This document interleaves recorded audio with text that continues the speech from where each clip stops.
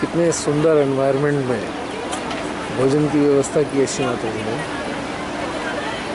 ना तापमान ज़्यादा है और ना ही कम है। Moderate temperature is there.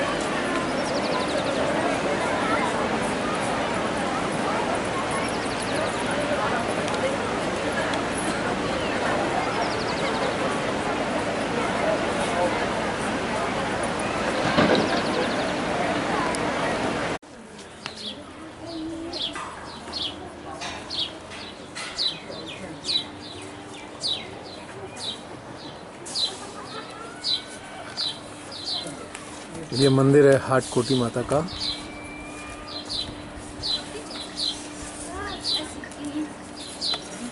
बताया जाता है कि आदि शंकराचार्य जी ने इसकी स्थापना की थी।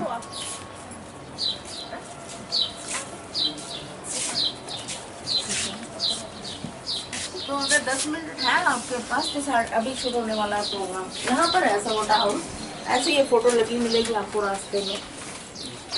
और ये देखो इसको पढ़ के फायदे बोलता नहीं आ पाओ तो इंटरनेट से देखना, और जहाँ रहती हो वहाँ सेंटर होते हैं आप प्लीज एक बार एक्सपीरियंस करके देखिए।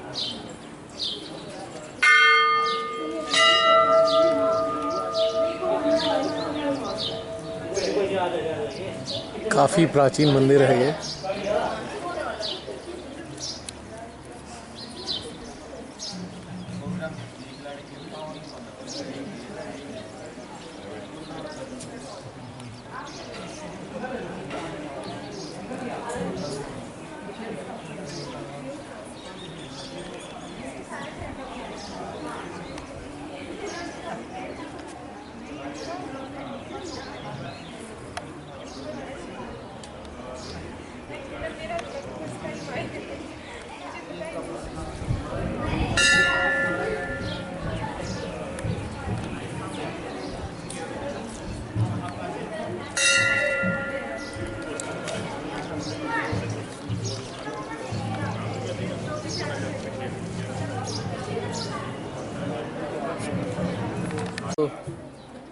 मैं देख लूँगा मैडम, अभी जो भी होगा इसमें तब तक मौका मिल जाएगा।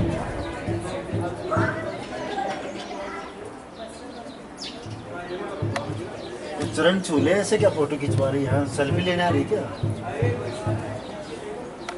अच्छी तरह से श्रद्धा से चरण छू तब फोटो खींचूंगा। नहीं तो मैं आप तो अंदर तक भी नहीं गई। तो भाइयों को है क्या हो गया तुरंत ले जाए बीमारी में मारने से तीन सोने में आ जाए।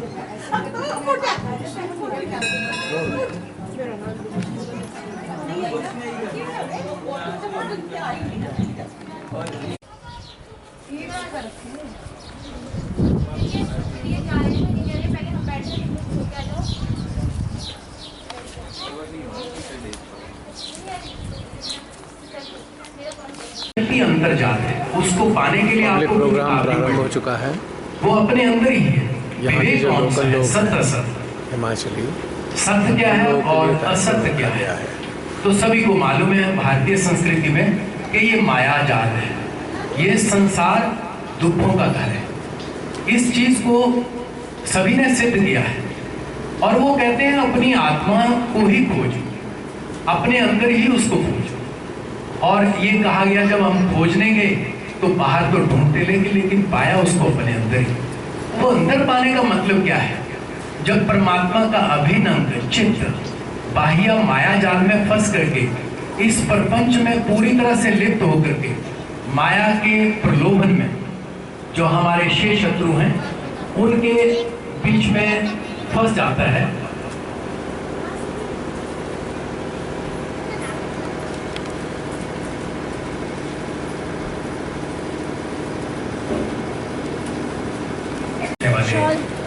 सत्य साधक।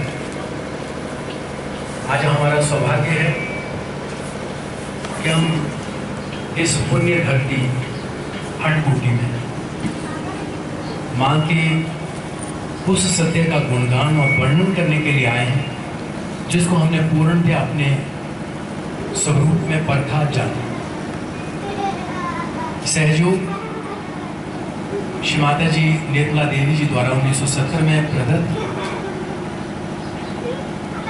आज के विश्व के तकरीबन 140 देशों से भी ज़्यादा हैं। सब लोग इसको मान रहे हैं और इसको अपना करके उस आनंद का अनुभव कर रहे हैं जिसके लिए हमारी आत्मा तड़पती है। मानव कुछ ना कुछ खोजता रहता है, और ये खोज क्या है? ये जैसे हमारे सूक्ष्म तंत्र में दिखाया हुआ है, ये जो सामने चार्ट है, इसमें हमारी दो नाड़ियां जो ईड़ा और पिंगला है।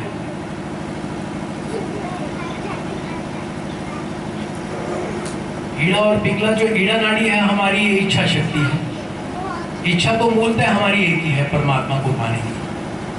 परमात्मा की सृष्टि में जो उत्क्रांति का प्रोसेस है बहुत लंबा है, और मानवीय चेतना तक घटित होते होते हमारी चेतना इस सत्य को पकड़ने की कोशिश करती है कि आखिर हमें परमात्मा ने इस जीवन क्यों दिया। और जब खोजते खोजते हम उस स्तर तक पहुंच जाते हैं जहां बाह्य जगत में हमें कोई भी चीज अच्छी नहीं लगती, और ये पूर्ण सत्य है, क्योंकि भ्रामकता में हमें सत्य मिल नहीं सकता। और जो ये शुद्ध इच्छा है हमारी परमात्मा को खोजने की, जो हमारी ईड़ा नाड़ी में मूलतः है, वो माया में अशुद्ध इच्छाओं का शिकार होकर के हमारे चित्त को, जो परमात्मा की दूसरी शक्ति है, उसको बाहर को ले जाती है। और बाहर क्योंकि प्रपंच है, जो पंच महाभूत का ये जो वर्ण है चारों तरफ, इसमें हमारा चित्त मलिन होकर के हमारे चित्त की अशुद्धियाँ हमारे व्यवहार में व्यक्त होने शुरू हो जाती हैं, और तरह तरह के दोष हमारे शरीर में, मन में, और वही हमारे व्यवहार में आना शुरू हो जाते हैं, जो आज के समाज में देखने को अच्छी तरह से मिल रहे हैं। श्री माता जी ने 1970 में, जैसे मैंने बताया, कि बहुत बड़ा कार्य किया, वो है ब्रह्मांड का सहस्त्रार खोलना। बहुत बड़ी घटना है, और इस घटना को, जैसे मैंने बताया, कि बहुत सारे लोग साइंटिफिकली विद फुल एक्सपीरियंस इसको वर्णन कर रहे हैं। और वो वर्णन क्या है कि जैसे ही मध्य मार्ग हमारा जो ईड़ा पिंगला से हट करके बीच में है, और इसमें जो बैठी हुई त्रिकोणाकार अस्थि में कुंडली शक्ति, जो मां की शक्ति है, जैसे ही ये जागृत होती है तो हमारा परमात्मा से योग होता है। और दो घटनाएं एकदम से घटती हैं। एक तो जैसे ईड़ा और पिंगला जो हमारे आज्ञा चक्र पे आकर के क्रॉस करती हैं, अहंकार और प्रति अहंकार का जो बैलून सा हमारे मस्तिष्क में बना रहता है, जो आगे और पीछे के विचारों का संग्रह है, वो एकदम से ड्राई हो जाता है, खुश्क हो जाता है, और कुंडली बीच में से निकल करके और सहस्त्रार का भेदन कर देती है।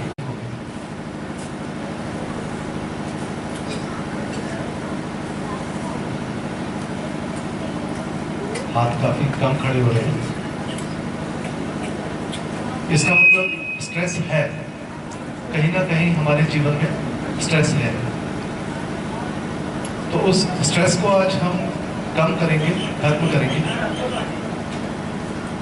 और सबसे पहले हम थोड़ा सा अपने शरीर के बारे में, शरीर की जो संरचना है उसके बारे में जान लेंगे। जी, वो शक्ति माँ ने इतने आसान तरीका बताया है उसको जागृत करने का, वो आज हम जानेंगे, सीखेंगे।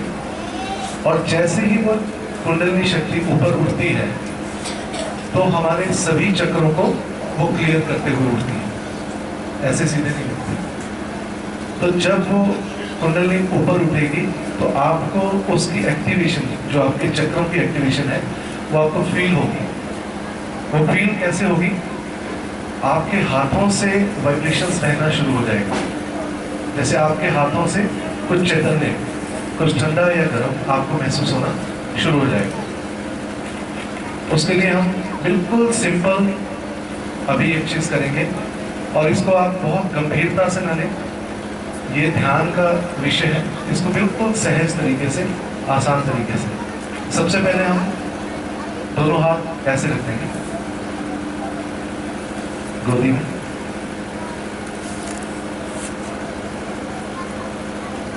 और सबसे पहले जब भी हम ध्यान में बैठेंगे, क्योंकि कुंडलिनी शक्ति, हम कोई भी कार्य करने लगेंगे, दिल करेगा यार कल कर लेते हैं, कोई बात नहीं, छोड़ो। जब ये चीज हमारे अंदर आनी शुरू हो जाए, इसका मतलब हमारी ये नाड़ी धीरे धीरे वीक होनी शुरू हो रही है, कमजोर पड़ रही है। और दूसरी नाड़ी जो पिंगला नाड़ी है, जिसे डॉक्टर लोग राइट पैरासिम्पैथेटिक नर्वस सिस्टम कहते हैं, ये नाड़ी जब हमारी कमज़ोर पड़ती है, वो कमज़ोर कैसे पड़ती है? जब हम बहुत ज़्यादा फ्यूचरिस्टिक हो जाते हैं, बहुत ज़्यादा आगे का सोचने लग जाते हैं। कल क्या होगा, मेरे बच्चे का एडमिशन होगा, मेरा मकान बनेगा नहीं बनेगा, मेरा बिजनेस चलेगा नहीं चलेगा, नौकरी होगी नहीं। जब हम बहुत ज़्यादा आगे का सोचने शुरू हो जाते हैं तो हमारी ये नाड़ी राइट वाली वीक पड़नी शुरू हो जाती है। धीरे धीरे ये जब वीक होगी तो हमारे हाई ब्लड प्रेशर रहना शुरू हो जाएगा, और धीरे धीरे अगर हम उस स्थिति को संभालेंगे नहीं, बैलेंस में नहीं रखेंगे, तो यहीं से पैरालिसिस, यहीं से ब्रेन हेमरेज। देखिए कितनी बड़ी चीज हमारे अंदर घटित हो जाती है, किसकी वजह से? सिर्फ विचार की वजह से। आप डायबिटीज देखिए, डायबिटीज जो रोग है ये पहले नहीं होता था, ये अब होने लग गया। क्यों? क्योंकि हम बहुत ज़्यादा सोचते हैं। जब हम बहुत ज़्यादा अत्यधिक सोचते हैं तो हमारी जो राइट नाड़ी है वो कमज़ोर पड़नी शुरू होती है, और यहीं से हमारे राइट जो स्प्लीन है, लीवर है, वो हमारा गर्म होना शुरू हो जाता है, जिससे क्या होता है, हमारे लीवर में प्रॉब्लम, स्प्लीन में प्रॉब्लम, और जितनी भी प्रॉब्लम हमारी है वो शुरू हो जाती है। लीवर हमारा ठंडा रहना चाहिए, तो उसके लिए श्री माता जी ने बहुत ही आसान तरीका बताया है। और फिर उसके बाद जब हम इन दोनों नाड़ियों को साफ करते हैं तो हम बीच वाली नाड़ी जो सुषुम्ना नाड़ी है उस पर आते हैं, जो वर्तमान की नाड़ी है, और इस पर जो 7 चक्र विराजमान है। जब कुंडली ऊपर उठती है तो इन सभी चक्रों का भेदन करके ऊपर उठती है, और इन 7 चक्रों की अपनी एक विशेषता है, सभी पर देवी देवता विराजमान है।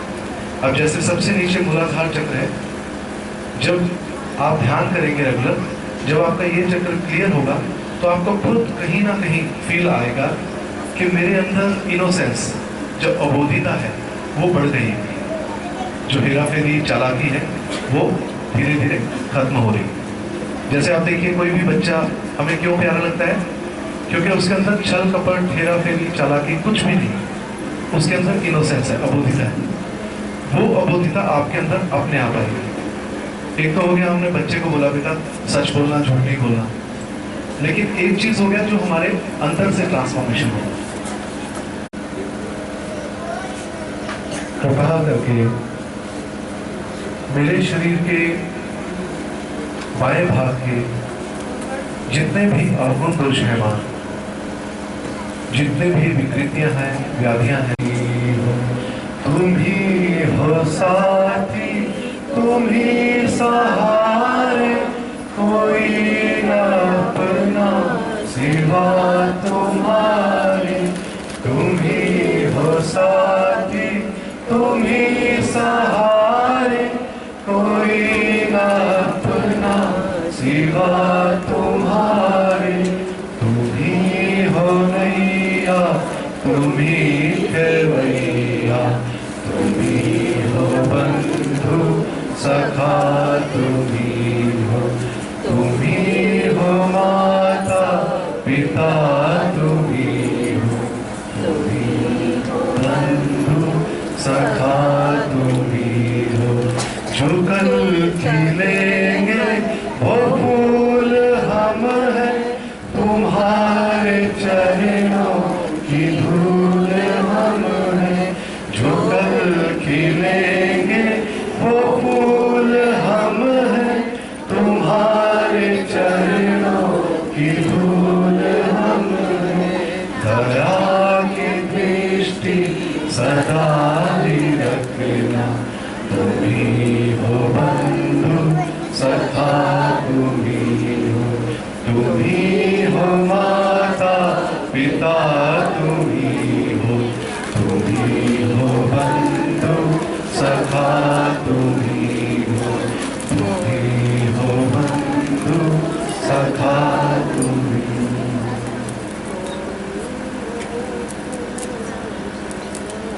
आंखें बंदी रखेंगे।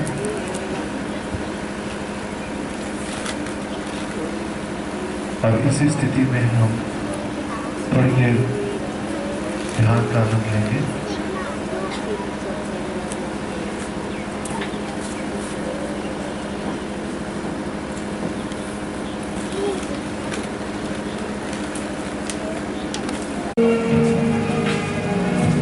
भाव में रहना है और हाथ को करना है, बाकी का जब हम माँ की ओर रहेंगे तो शरीर से अपने आप सब कुछ छूटना शुरू हो जाएगा।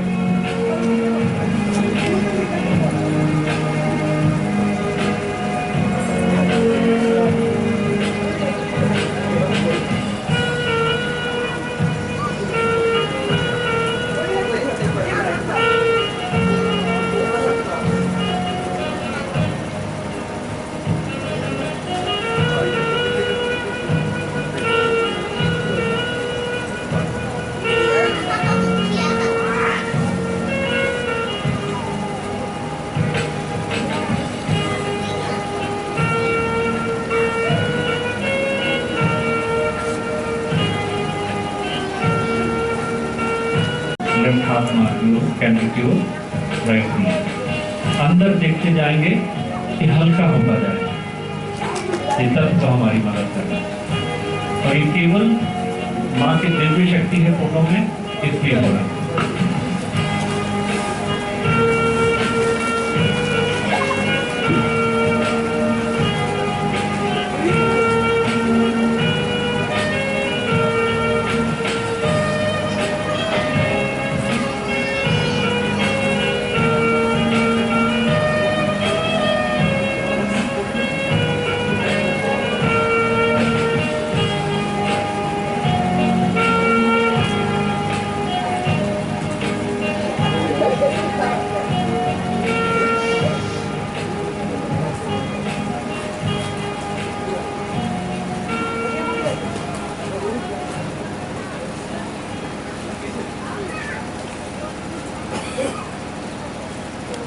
तत्व की माँ की दिव्य शक्ति के सामने स्वामिनी है वो सारे तत्वों की, उन्होंने ही क्रिएट किया और ये प्रमाण है उन्होंने जिनको बनाया है वो हमारी मदद भी हो रही है।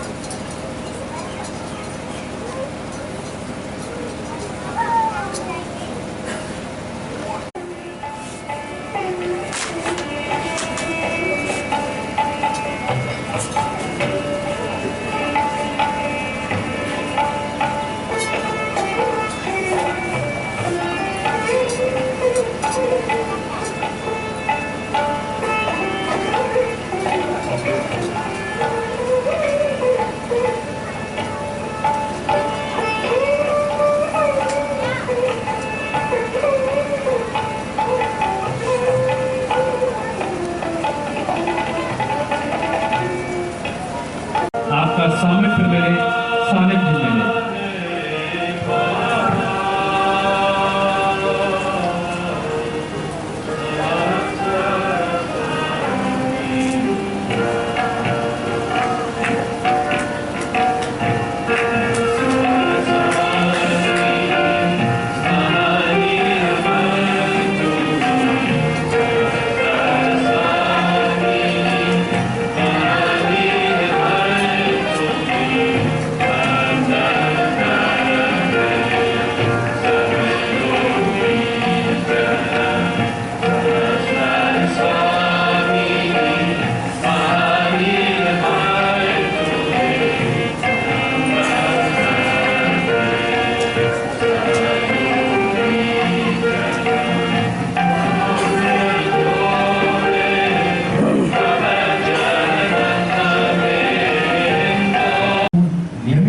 साफ रखना चाहिए। चक्कर साफ, सफाई के अनेक तरीके हैं और हर तरीका हर सहयोगी को अलग अलग स्तर पर शुद्ध करता है। ये निर्भर करता है कि साधक सूक्ष्मता में कितना उतरा है। एक साधक अपनी साधना में स्थूल से सूक्ष्म स्थिति की ओर अग्रसर होता है। जो साधक स्थूल है उसे स्थूल चीजों से अपने चक्रों की सफाई करनी चाहिए, और जो सूक्ष्म है उसे सूक्ष्म तरीके से। मानो जिसने चैतन्य को लगातार महसूस किया है, वह साधक चैतन्य से ही खुद को व दूसरों को साफ कर लेता है, और जिसने चैतन्य को लगातार महसूस ना किया हो, वह ग्रॉस चीजों से अपने को शुद्ध कर लेता है।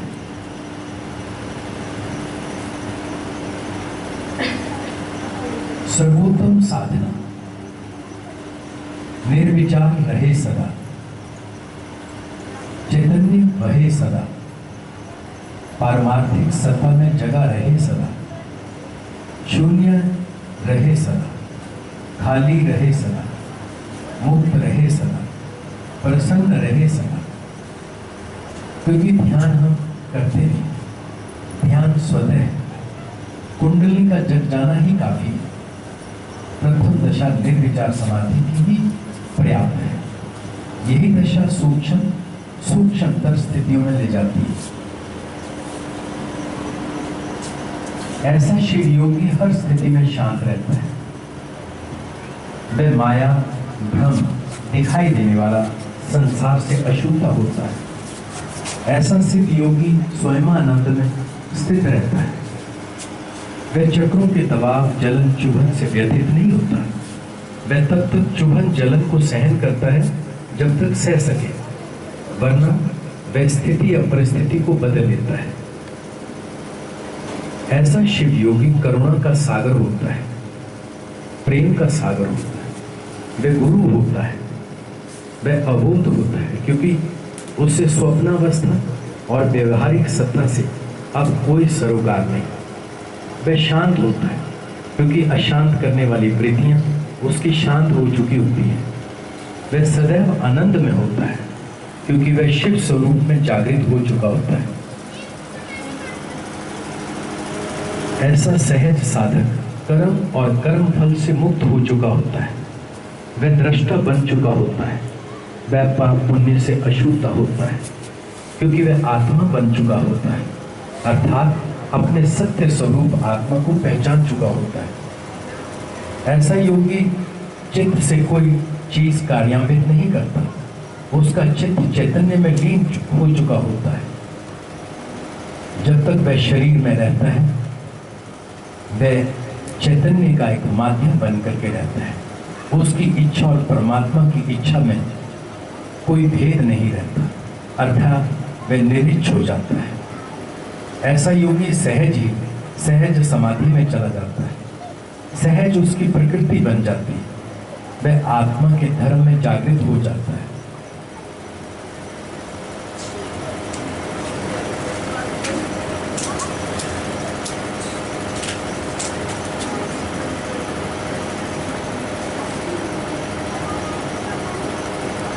ऐसी स्थिति जहां ध्यान में कोई प्रयास नहीं,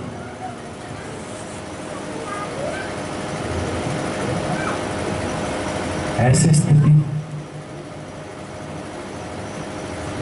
जिसका कोई वर्णन नहीं, हर शब्द हर बयान फीका, न माला फेरू न हरि भजू, मुख से कहूं न राम, मेरे हरि मुख को भजे तब पायो विश्राम। आनंद ही आनंद, आनंद ही आनंद। मां के इस आनंदमयी स्वरूप के लिए मां के पावन श्री चरणों में एक भजन समर्पित करेंगे।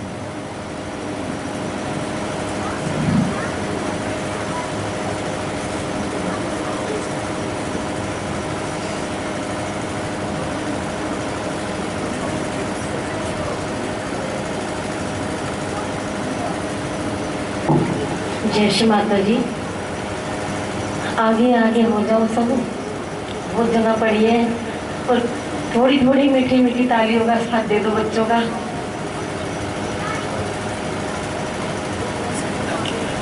और जो ये भजन गाने जा रहे हैं। ये श्री माता जी की इच्छा से ही गाना चाहते हैं।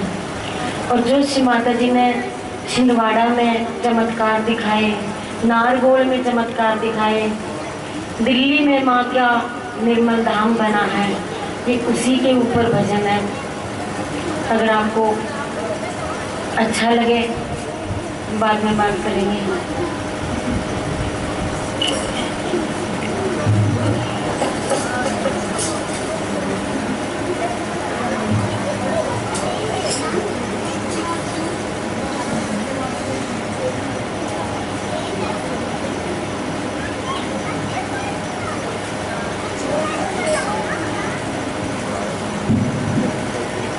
हो मेरे सिर पे भवे ठंडी फुहार, मेरे सिर पे भवे ठंडी फुहार, बोला एक बड़े आकर देख चेतन भर से सहज में, ओ बोला एक बड़े आकर देख चेतन भर से सहज में, ओ मेरे सिर पे भवे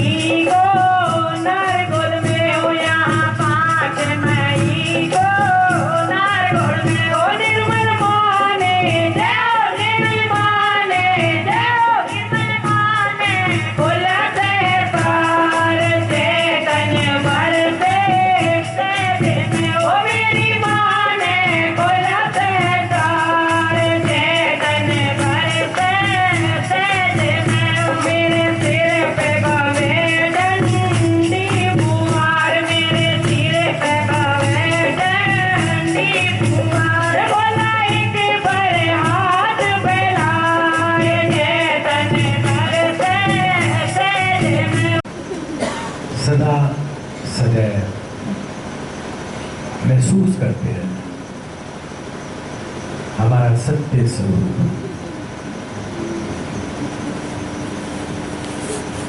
आदिशक्ति माँ, हमारी गुरु माँ, करुणा सागर माँ, हमारी परमेश्वरी माँ,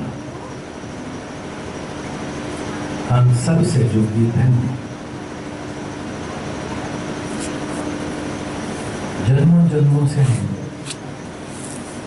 जिस सत्य को अलग अलग रूपों में खोजते रहे वो इस जन्म में पूरा हुआ। जन्मों जन्मों की खोज, अपने मालिक के प्रति पूर्ण श्रद्धा, अंतर्जात अंतरता, हम अपने मालिक के, और जब मालिक में समा गए तो हम उस मालिकाना हक के मालिक बनेंगे, हकदार होंगे। जो हक हमें परमात्मा ने दिया, आत्म स्वरूप जो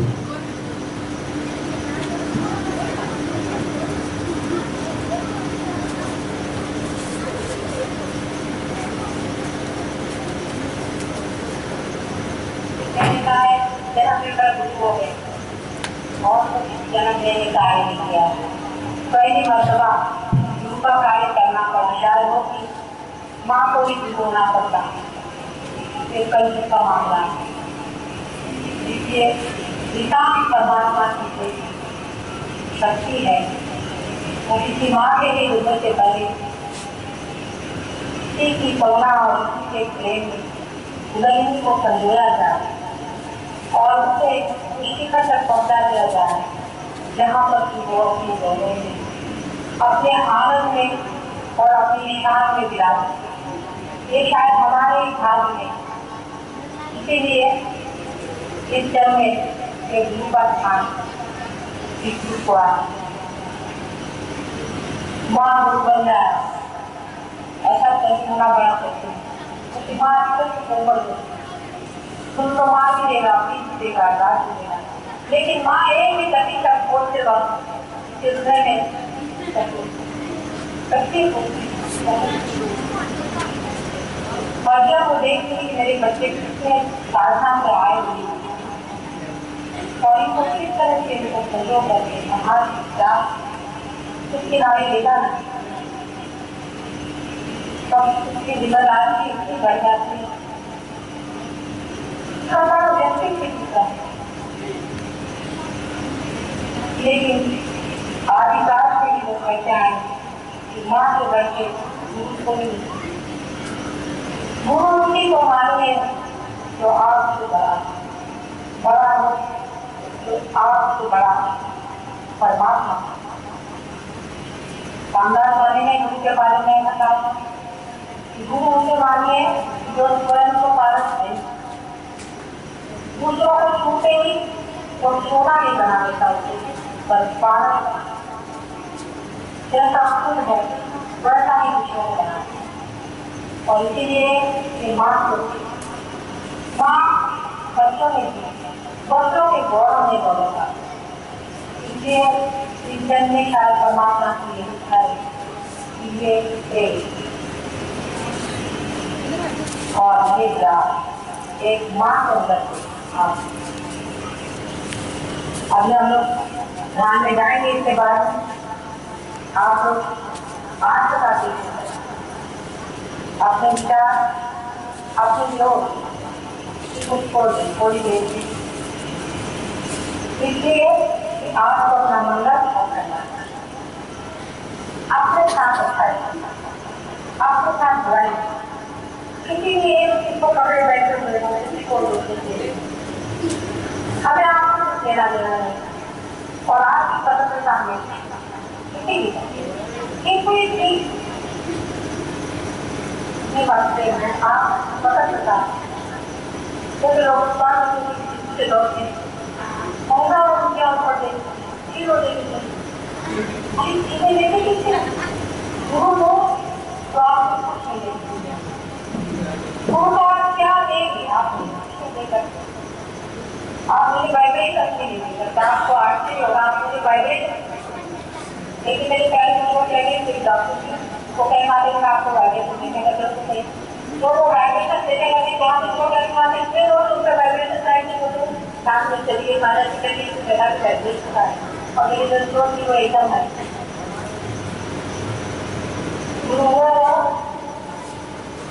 तो आप कुछ भी न ले सके, जो ईश्वर पे बैठा हुआ है वो नीचे की ओर रहेगा, कुछ नहीं और सब कौन की बात, तो मैं किसी से करके देखे मुझे मान जरूर उसकी एक होता आप मुझे कुछ भी नहीं उससे आप मांगते होते सारा व्यक्ति जो है वो कौन सा और इससे बहुत ज्यादा प्रभावशाली सबसे बड़े वजह से बच्चे को सरल कोई मांगी है परम मांगने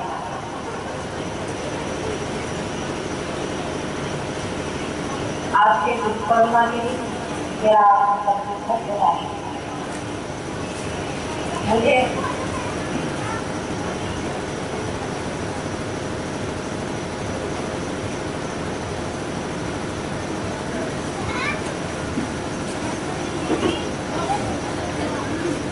do it every day before the morning meditation.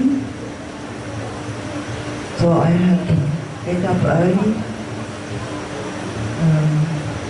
इन्होंने देखा कि माँ का जो ऑल्टर है स्कूल में उसको साफ नहीं कर रहे। During that school, there was the time for the altar cleaning. And already doing this gave me a tremendous joy.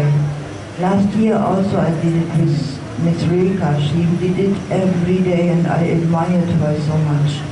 And I joined her and learned how to do by her. And so now it was my turn to do it myself. Because Miss Reka, she retired and she's not allowed to come to the school to do it. So I have to do it. And the first day when I did, I felt such a joy the whole day. I was nearly a changed person. The joy came without reason. Yes, and then there's something I thought, now I do the altar every day in the school for the meditation hall, and my own altar in my own room where I live is not done every day. This is not proper. So I decided to do it also every day. And at the same time I read text of Sri Mataji, of her speech, and she said, when you come home after your work in the afternoon, first is you clean your altar, and it will have tremendous followings. And so I tried this, and really it makes such a difference. Now when I come home to my place, I feel, yes, Sri Mataji is already waiting for me. And so many things happen.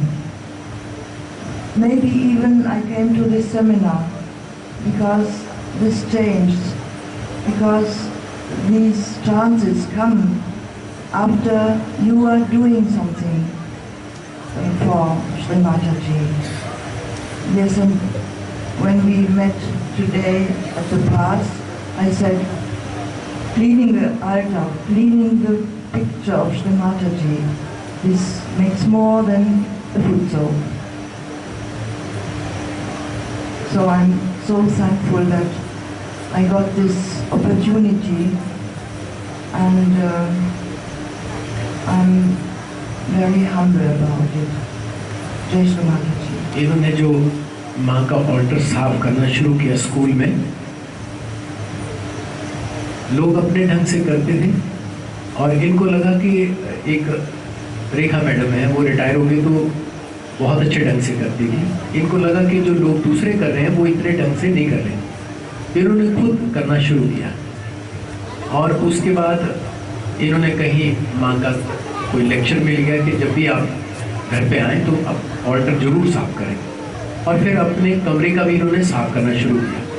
तो ये miracle बता रहे हैं कि मैं एकदम से इतनी शांत हो गई कि इसके बिना अब मैं रह नहीं सकती, कि जैसे मैं माँ का ऑल्टर साफ करती हूँ एकदम मैं चैतन्य से बच जाती हूँ। तो श्री माता जी ने तो ये बातें कही हैं कि जो नेगेटिव फोर्स है वो आकर के माँ के ऑल्टर को भी ढक लेती है, तो माँ का ऑल्टर साफ होना चाहिए, अजवाइन धुनी करनी चाहिए, अपने चक्कर साफ करने चाहिए, फुट सोकिंग करनी चाहिए। तो सारी चीज़ें जो माँ ने बताई हैं उसी का पार्ट है। केवल हम भूल जाते हैं या फॉर ग्रांटेड ले लेते हैं कि चलो हफ्ते में एक बार अच्छी तरह कर दो। तो कहने का मतलब है कि रोज रेगुलरली करना चाहिए। यशमाता सुनिए। बेनती सुनिए।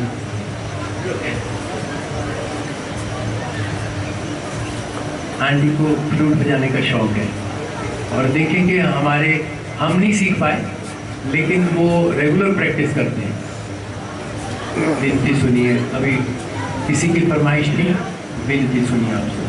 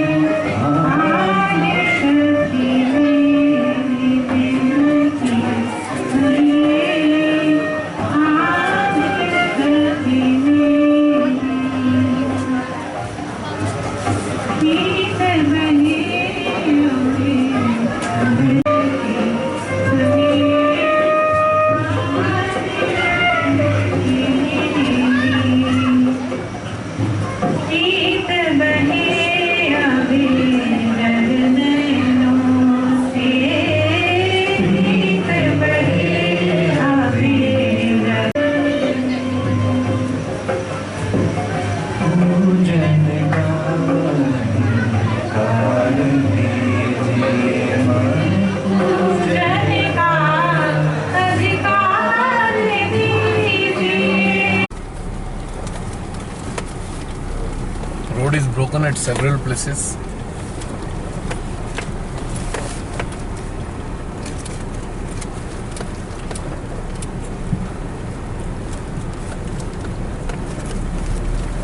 ये भी काफी लंबा स्ट्रेच है, टूटा हुआ नीचे तक दिखाई दे रहा है।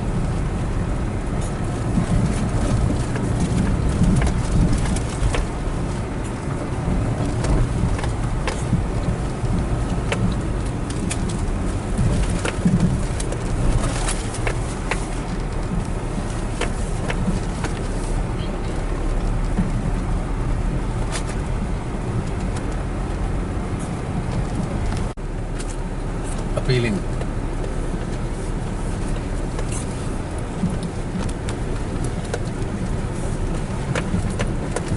Car is walking on mud and scree.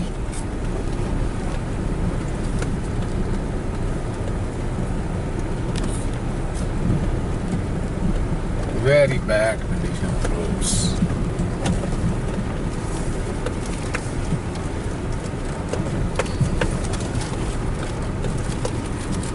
Skid कर रही है गाड़ी।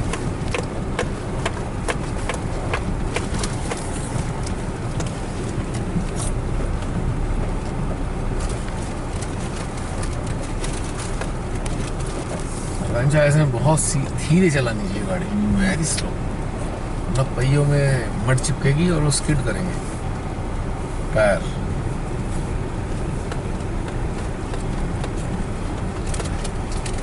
ये तो सबसे खतरनाक स्ट्रेच है भाई। हमारी गाड़ी चली भी जाएगी नहीं।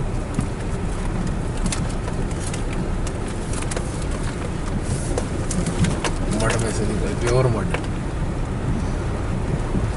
प्योर बिल्कुल। ये खतरनाक है कि गाड़ी स्किड मारेगी बहुत बुरी तरीके से। अगर ये चढ़ाई होती ना, चलती नहीं। कहाँ से लगी गाड़ी हमारी, साइड में पहुंच गई, दिख तो रहा नहीं।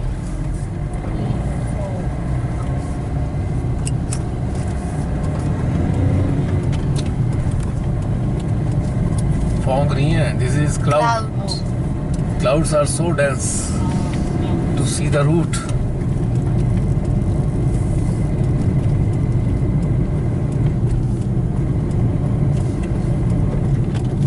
दिखना ही बंद हो गया है क्लाउड्स में, but it is beautiful. We are moving into clouds.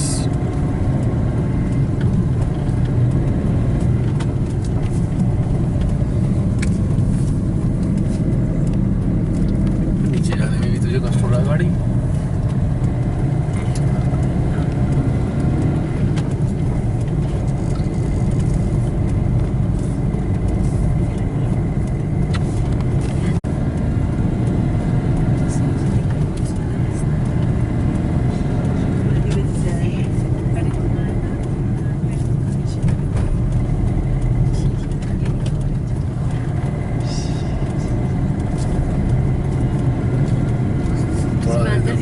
Her experience कराया हम लोगों को, कुछ छूट ना जाए बच्चों का।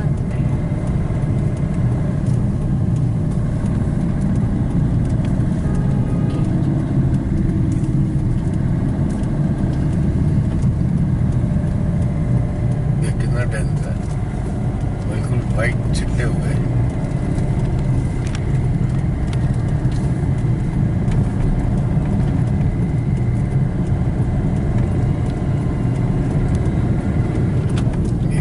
गाड़ी नहीं दिख रही और थिक हो गया, रास्ते का ही नहीं पता लग रहा।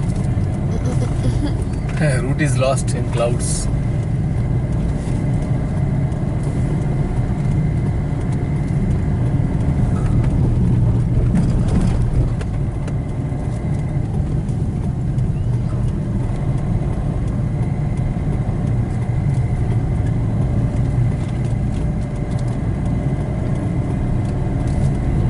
अमेजिंगली पूरा ही कवर कर दिया।